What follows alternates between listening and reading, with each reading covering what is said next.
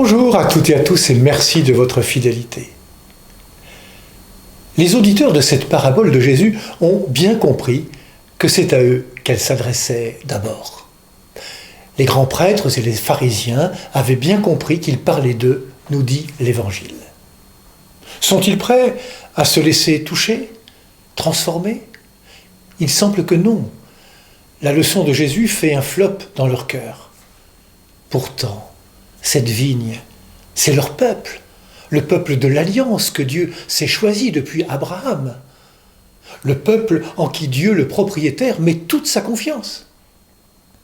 En partant en voyage, il lui laisse cette liberté de gérer la vigne. De son côté, même s'il part en voyage, le propriétaire fait la part de son travail en envoyant ses serviteurs. Autrement dit, il envoie des prophètes qui se succèdent tout au long de l'histoire pour rappeler à ce peuple sa vocation de porter du fruit. C'est ce que fait Dieu tout au long de la Bible. Mais les responsables religieux font la sourde oreille et ne veulent pas entendre que Jésus est ce fils de la parabole, qu'il est la pierre d'angle, comme le fait remarquer l'Évangile. Et cette pierre, ils la rejettent. Mais ce rejet n'empêchera pas l'œuvre de Dieu de se poursuivre. Cette vigne va être confiée à d'autres. Les pharisiens comprennent parfaitement le message de Jésus et veulent alors l'arrêter. La mort de Jésus est alors programmée dans leur cœur endurci. Cette vigne appartient à Dieu et c'est à nous qu'elle est aujourd'hui confiée. Elle nous est confiée comme la terre nous est confiée.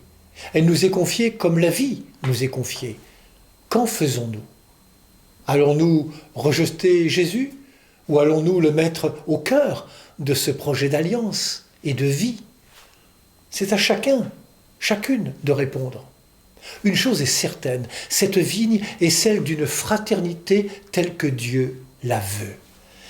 Elle est confiée à toute l'humanité et pas réservée à quelques-uns qui voudraient se l'approprier.